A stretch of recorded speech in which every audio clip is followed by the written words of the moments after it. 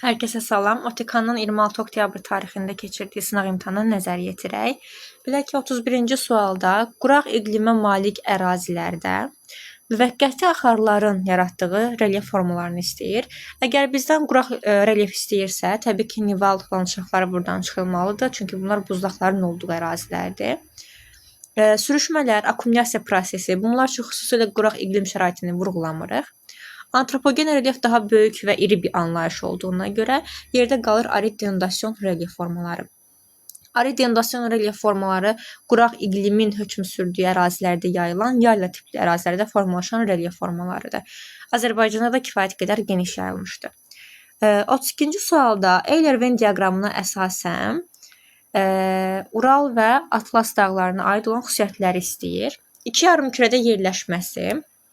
İki yarımkürədə yerləşən sadəcə Ural dağlarıdır. Səbəbi Atlas dağlarının üstündən Greenwich meridianı keçdiyinə görə biz o zaman burada deyirik ki, 3 yarımkürə var. Həm qərbdə, həm şərqdə, həm də ekvatordan şimalda yerləşir. Şimal yarımkürəsində yerləşməsi hər ikisi üçün ortaq cəhətdir. Həm Ural dağları, həm də Atlas dağları ekvatordan yuxarıdadırlar. Cavan dağ olması sadəcə Atlasa xarakterikdir. Biz demişik ki, Afrika bütövlükdə qədim platformada yerləşsə də, onun şimalındakı olan Atlas dağları Alp-Himalay qırışıqlığında formalaşıb. Elə sırf həmin səbəbdən 4 də sırf Atlas dağlarına aid olur. Fəaliyyətdə olan vulkanlar mövcud deyil. Ural dağlarında ümumiyyətlə bu mümkün deyil. Bura qədim platform ərazisidir. Atlas dağları cavan da olsa, Afrika bir platform olduğuna görə burada da biz vulkanları görə bilmirik. Yəni bu ortaq cəhətdir. Hər ikisi üçün xarakterikdir. Kaledon və Hertzin qırışıqlığında formalaşma Paleozoy dövründə formalaşma deməkdir və biz Paleozoyda formalaşmanı sadəcə görürük Ural dağlarında. 1-6, 3-4 və 2-5 D variantı bizim doğru cavabımızdır. 33-də deyir ki, Avstraliyanın qərb hissəsinin filiz mənşəli faydalı qazıntılarla zəngin olmasının səbəbi. Əgər filiz varsa, bunlar bərk süxurlardır. Bərk süxurlarda kristallik bünövrə səthə yaxın yerləşir deməkdir. Çünki biz bilirik ki, bura vulkanik ərazi deyil. Avstraliya başlı başına bir platformdur və bu platform o deməkdir ki, burada vulkan və zəlzələ müşahidə edilmir. Ona görə də kristallik bünövrənin səthə yaxın yerləşməsi yeganə səbəbimizdir. Y variantı doğrudur. 34-də əlamətlərin uyğun gəldiyi okean dibinin relyef formasını istəyir. Qranit qata malikdir. Deməli, bu materiklə başlayan relyef formalarından biri olmalıdır. Okeanları çıxıram. Zəngin neft və təbii qaz. Neft və təbii qazı görən kimi ağlımıza şelf zonası gəlməli idi və biz şelf zonasına eyni zamanda materik dayazlığı demişik. Ona görə də doğru cavabımız C variantıdır. 35-ci sualda denudasyon mənşəli düzənlikləri bizdən istəyir. Denudasyon demək ancaq yaylaları seçmək deməkdir.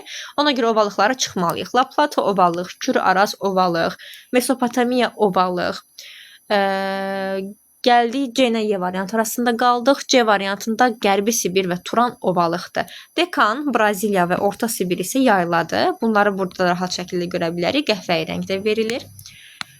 Dekan yaylası, Orta Sibir yaylası və eyni zamanda bizə verir Braziliya yaylasını. Bu da Braziliya yaylası. Gəldik növbəti sual 36-da. 36-da ən çox səhv olunan hissələrdən biri nədir? Yanlış fikir seçməyimizi istəyir. Ona görə diqqətli olmalıyıq. Doğruları çıxmağımız lazımdır bu sualda. Deyir, ərazinin cənub-qərbi hissəsində meyvə bağı salınmışdır. Ərazinin cənub-qərbi bu istiqamət olur. Burada biraz yaxşı düşmədiyinə görə əslində bu hissələrdə yumru dairələr çəkilir və bu yumru dairələr meyvə bağının işarəsidir. Çayın üzərində metal körpü salınmışdı. Bəli, metal körpünün işarəsi ziqzaqvari xətt üstündən keçməli idi. Ona görə də bu doğrudur. Çayın sahili boyu qumluqlar yayılmışdı. Qumluq olması üçün biz nöqtə-nöqtə olan işarələri görməliyik. Amma burada görə bilmirik. Demək ki, ərazidə qumluq yoxdur. Kolluqlarımız var. Bu sarı ərazilərin hər biri kolluqdur. Qarışıq meşələr yayılmışdı. Bəli, bu hissələrdə bizə qarışıq meşələr verilmişdi. Ona görə qaldı C variantı doğru cavabımız. Qafqaz dağlarının yaranmasının səbəbi biz əvvəlcə bilməliyik ki, Qafqaz dağları yerləşir Alp-Himalay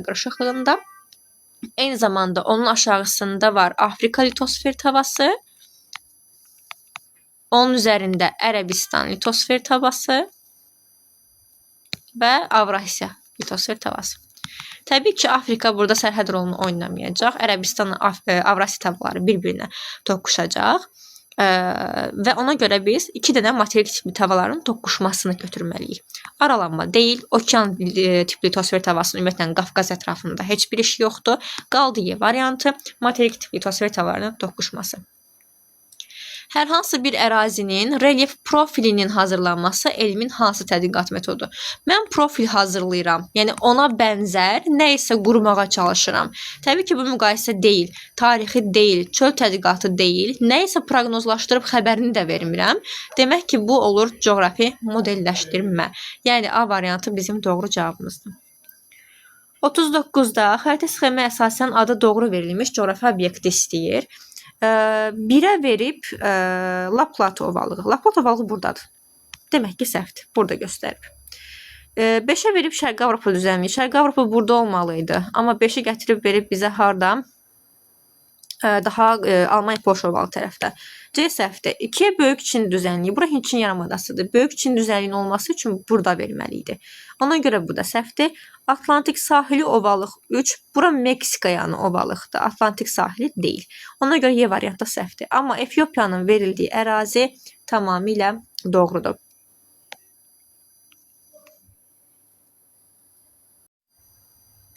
Qırxıncı sualda günəş şüaları A məntəqəsi üzərində zəngdədir deyir. Bəs qeyd olunan məntəqələrin hansında günəş şüaları daha kiçik bucaq altında düşər? A məntəqəsi buradır və bu 0 dərəcə ekvatordur. Ekvatorun olduğu ərazidir. Günəş ekvatorun üzərində zəngdədirsə ondan ən uzaqda qalan məntəqədə günəş şüaları daha kiçik bucaqla düşür. Ən uzağı da Y nöqtəsidir. Ona görə C variantı olur doğru cavabımız. Silindrik proyeksiyada hazırlanmış xəritədə ən az təhrifin olduğu ərazini istəyir. Əvvəlcə bilməliyik ki, silindrik proyeksiya dediyi zaman ekvator boyu ərazilər səhvsiz göstərilir. Ekvator boyu. Mən də baxacağım, görün bəs ekvator boyu ərazilərdə hansı ərazilər düşür? Deməli, ekvator boyuna gəldiyimiz zaman nəyi görməliyik?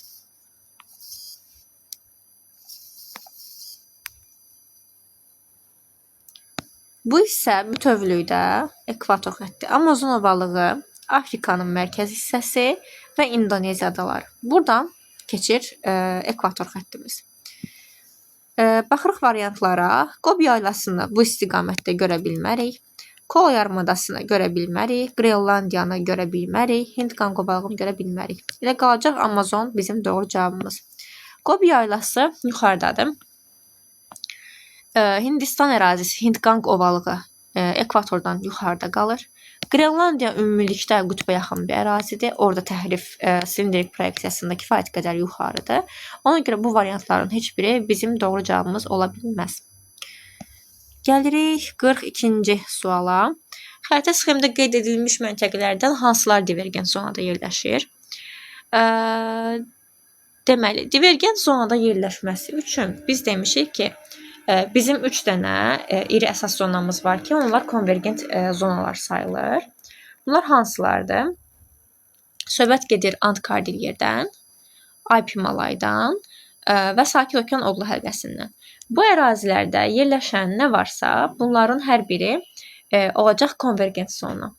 Amma bizdən divergenti istədiyinə görə buralarda yerləşən hər şeyi çıxmağımız lazımdır. Deməli, baxırıq hansı isə 5-in olduğu ərazi konvergentdir əslində, çünki Sakit Okean tavasının buradan toqquşduğu zonadır. Appalaç dağları, bəli, bu hissədə biz divergentliyi görə bilirik. Atlantik Okean sahili boyunca, ortası boyunca. Lakin 3 ora düşməyəcək. Deməli, 1-in olduğu ərazi Hindistandır. Bunu da biz variantların içərisindən çıxmalıyıq, çünki orada da divergentliyi görmürük. Divergent zonamızın əsası Orta Atlantik dağ silsilələridir. Bir də Şərqi Afrikanın qırılma hissəsi. Deməli, elə 4-cü nöqtə bizim doğru cavabımız olacaq. Morfoskulptur relyef formalarını istəyir. Morfoskulptur xarici təsirlə formalaşan relyef formalarıdır. Ona görə endogen qüvvələr və ona aid olanlar zəlzələdir, vulkan püskürməsidir, tektonik hərəkətlərdir. Burada tavaların hərəkətindən söhbət gedir. Hər biri morfostrukturdur, daxili proseslərdir. Qalacaq bir dənə A variantı eksorasiya. Eksorasiya isə buzlağın fəaliyyətidir. Gəlirik 44-cü suala. Doğru olan sıranı istəyir bizdən. Mis qurşağı deyildiyi zaman Mərkəzi Afrika, Kongo Demokratik Respublikası doğrudur. Burada bizə ad dağlarını da verə bilərdi. Mərkəzi Afrikada daş kömür ehtiyatları yoxdur. Orada mislə zəngindir. Ona görə ikinin variantlarının arasından çıxmağımız lazımdır. Neft ehtiyatı Meksika körfəzi, ABŞ ərazisi tamamilə doğrudur. Burada heç bir səhvimiz yoxdur. Boksit ehtiyatı Şimali Afrika, Misir. Misir ərazisi boksit ehtiyatı ilə deyil də daha çox neft və qazla zəngin olan ərazidir. Çökmə mənşəli süxurlardır. Ona görə 4 səhvdir. Qalır dəmir filizi, Ural dağları, Rusiya. Ural dağları ümumilikdə dünyada dəmir filizi ilə ən çox təmin olunan ərazilərdən biridir. C variantı doğru cavabımızdır. 45-ci sual. Qabarma elektrik stansiyaları daha çox inkişaf etmiş ölkələrin ərazisində olacaq və dəniz sahili, okean sahili mövqeyi olanlarda. Ona görə biz burada İndoneziya, Argentina və Türkiyəni götürə bilmərik. Braziliyada da biz az görürük, yəni qabarma elektrik stansiyalarını. Bir dənə doğru cavabımız var. Bu da Kanada, Fransa və Rusiyanın ərazisidir. Hal-hazırda ən çox alternativ enerji mənbələrindən istifadə edən ölkələr sırasındadılar. 46-cı sualda horizontal məsələsidir. Bizə zirvə verilib. Ərazinin dağlıq olduğunu bilirəm, çünki bölgüçlüklər xaricə doğru çəkilib. Dağlıq olduğunu bildiyim anda 742-dən kənarlara doğru hündürlüyün azaldığını bilirəm. Deyir, A ilə B nöqtələri arasındakı hündürlük fərqi 75 metrdir. Mən baxmalıyam kəskin yüksəklik tapmaq üçün A ilə B-nin arasında nə qədər boşluq var. 3 boşluğumuz var. Ona görə 75-i bölürəm 3-ə və kəskin yüksəkliyi alıram 25 metr. Deməli, 3-cü bəndimiz doğrudur. Kəskin yüksəkliyi 25 olduğu halda C nöqtəsi 742-dən aşağı, amma 25-ə bölünən, tam bölünən ilk ədəd olmalıdır. O da eləyəcək 725. Ona görə 4 də doğrudur. Əgər 725-dirsə, biz 25-25 azaldaraq düşməliyik aşağı. 700 metr B-nin hündürlüyüdür. Daha qısa yolu hesablamaq istəsək, 1, 2, 3, 4 dənə boşluq A-ya qədərdir. 4-ü vururam 25-ə, eləyir 100. Deməli, 725-dən 100 metr aşağı düşəndə mən A nöqtəsinə gəlib çatıram. Olur 625. Mütləq hündürlüklə nisbi hündürlük bir-birinə bərabərdir. Ümumiyyətlə, bu mümkün deyil, amma gəlin yoxlayaq. 742 mütləq hündürlüyümdür. Nisbi hündürlüyümdə 742-dən çıxacam 625-i. Yəni, biz artıq burada aydın şəkildə görürük ki, mütləq hündürlüklə nisbi hündürlük bərabər ola bilməz. Bunu variantlardan çıxmağımız lazımdır. 3 və 4-ü götürmüşük. A və B nöqtələri arasında yamacın meyli daha çoxdur. Yamacın meyliliyini horizontalların verilməsindən necə təyin edəcəm? Əgər horizontallar bir-birinə sıx çəkilibsə, burada yamac meyli deməkdir. Bu da onu göstərir ki, A ilə B bir-birindən kifayət qədər aralıdadır. Seyrək çəkilib horizontallar, deməli doğru deyil. Lakin şərq yamacda səth axınları daha sürətlidir. Ərazi dikdə axı, yəni bu şəkil əslində belə gəlir. Bu hissə D-nin olduğu yamacdır.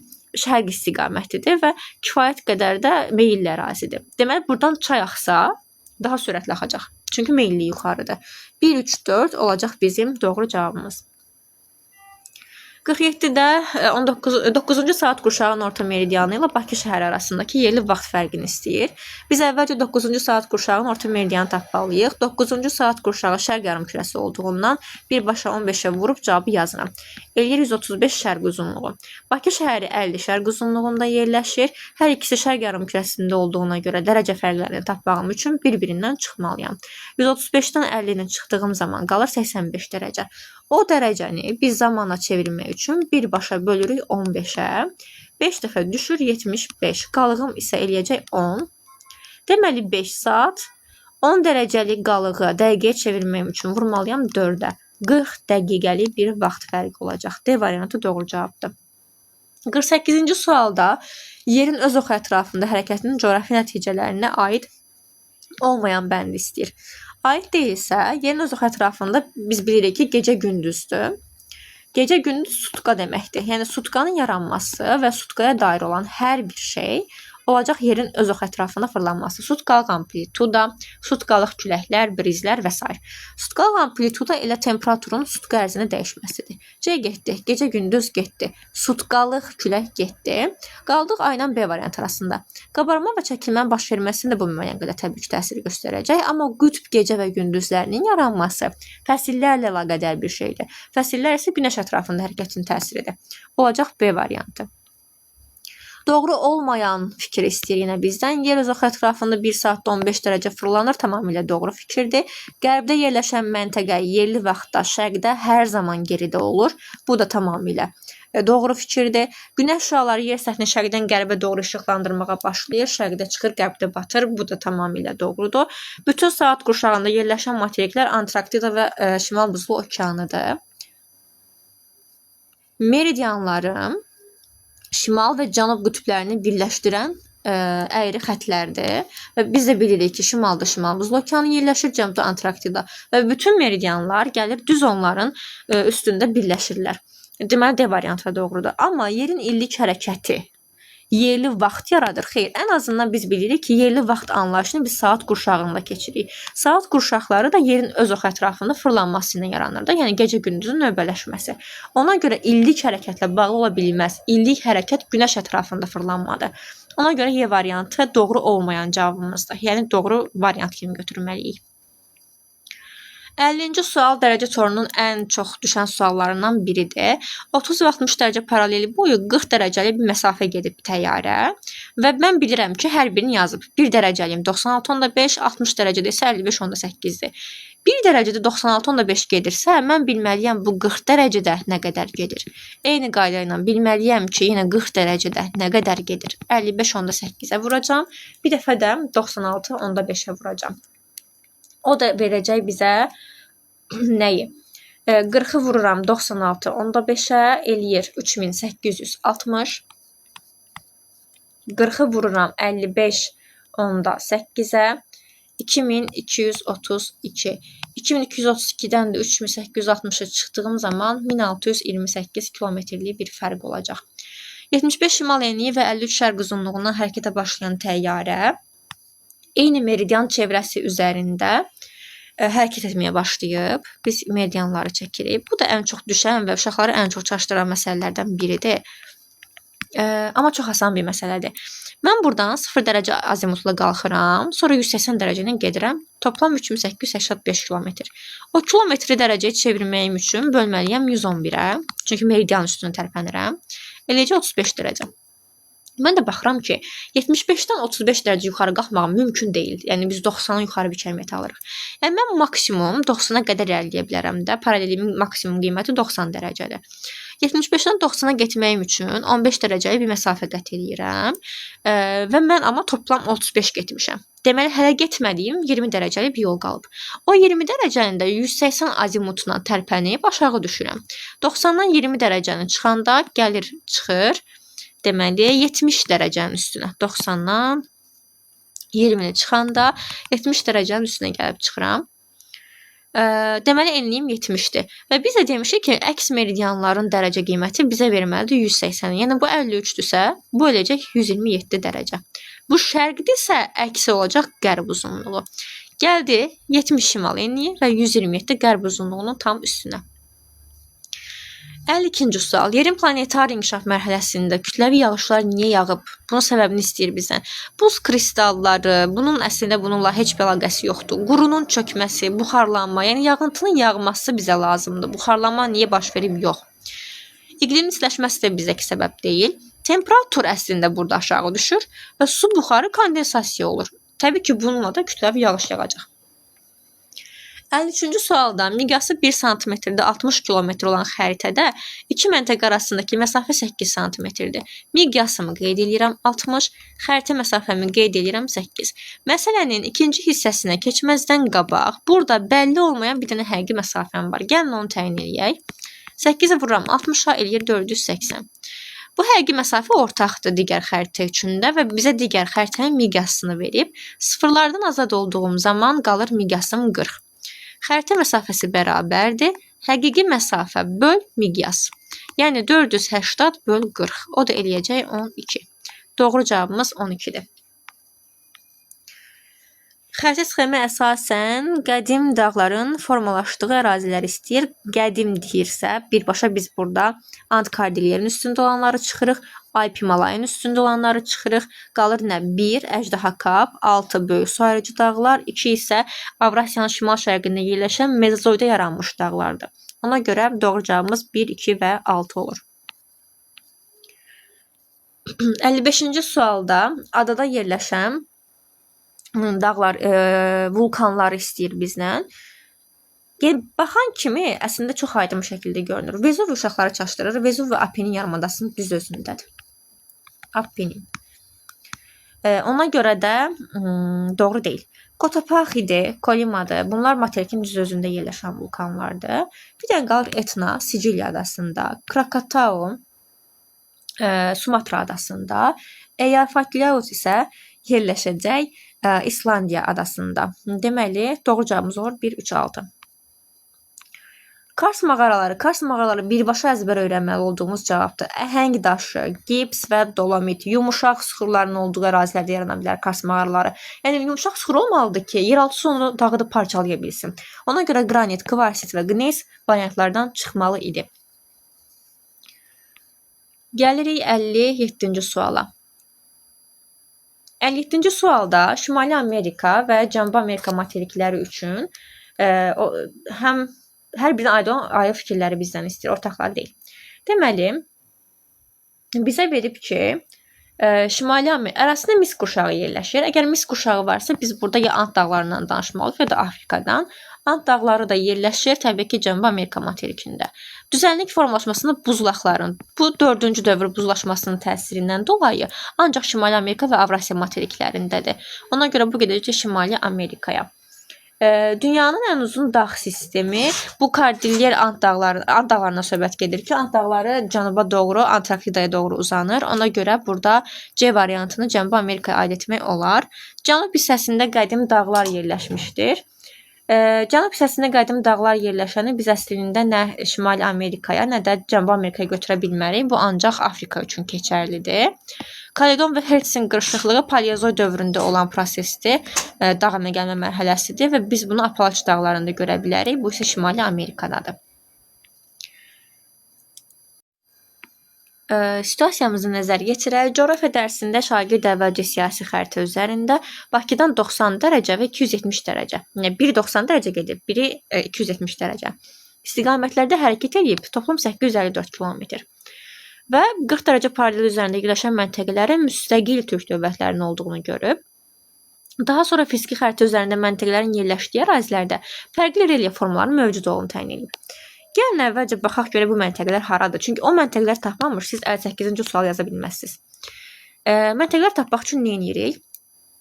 Bakı şəhərində, yəni 40 şimal enliyi və 50 şərq uzunluğundan əvvəlcə 90 dərəcə, 90 dərəcəni gedib A nöqtəsi bu istiqamətə və 270-də gedib B nöqtəsi. 854 km gedib, paralelimiz 40 dərəcə olduğuna görə onun uzunluğuna bölməliyik. 85 onda 4-ə. Toplam getdiyi yolun dərəcəsi 10 dərəcədir. A nöqtəsi 10 dərəcə artıb, olub 60 şərq uzunluğu. B nöqtəsi 10 dərəcə azalıb, olub 40 şərq uzunluğu. Deməli, A nöqtəsinin koordinatı 40 şimal enliyi, 50 şərq uzunluğu. B nöqtəsinin koordinatı 40 şimal enliyi, 60 şərq uzunluğu. Və onların gəldiyi ölkələri bizdən istəyir. A məntəqəsi 60 şərq uzunluğunda olduğuna görə bizim qərbimizdə yerləşən bir ölkədir və siz ora qoya bilərsiniz Türkmənistanı. B nöqtəsi isə 40 şərq uzunluğu. Təbii ki, bu Ankaraya yaxın olan bir ərazidir. Yəni Türkiyəni götürməlisiniz. Ən azından bizim saat qurşağı məsələlərində tez-tez Ankaranın uzunluğunu verir. Oradan yadda saxlaya bilərsiniz. Türkiyəyə gəlib çıxırsınız. Buradakı relyef formalarını istəyir. Relyef formaları Türkiyə A nöqtəsi oldu Türkmənistan. Deməli, Türkmənistanda Turan ovalığını götürə bilərsiniz. Turan ovalığı yerləşir, relyefin mənşəyi akkumulyativ ovalıqdır. Akkumulyativ. Sadəcə ovalıq yazmağınız burada düzgün olmayacaq, çünki mənşəyinin formasını istəyir. Yəni, akkumulyativ mi, denudasyon mu? Türkiyə isə Anadolu yaylasıdır. Təbii ki, Anadolu bir yayda olduğuna görə denudasyon götürməliydik. Denudasyon. Mahiyyət etibarilə çox da çətin olmayan bir situasiya idi. Sadəcə diqqətli olub uzunluqları düzgün hesablamamız lazım idi. İzlədiyiniz üçün hər birinizə təşəkkürlər. Növbəti sınaqlarında izaha davam edəcək.